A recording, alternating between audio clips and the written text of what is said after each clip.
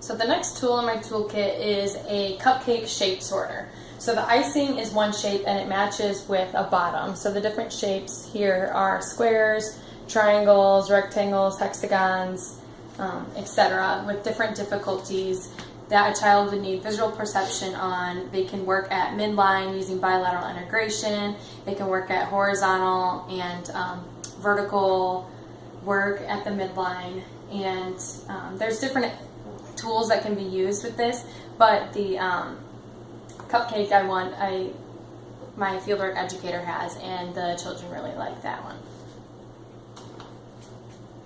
Next,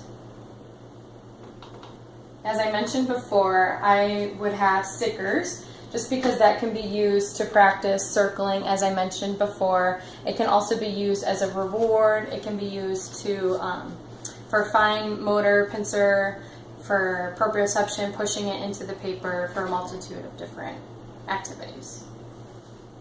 And then I chose Christmas just so you can keep it festive and keep your children engaged.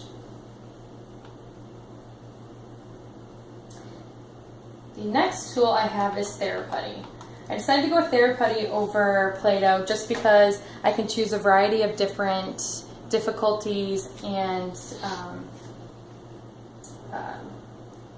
not textures, but hardness of the putty. And with that, I can hide beads or other items in there so that they have to find them.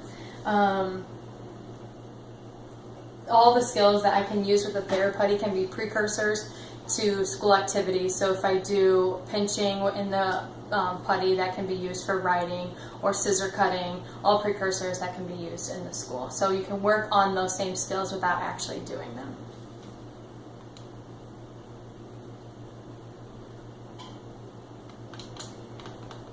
I decided to add rubber bands. Most of these tools are pretty cheap, but rubber bands can work on strengthening, as the first picture shows is the extensor muscles being used. But it can also be used for an adaptation, a cheap adaptation for a child who's having difficulty with penmanship and pen writing.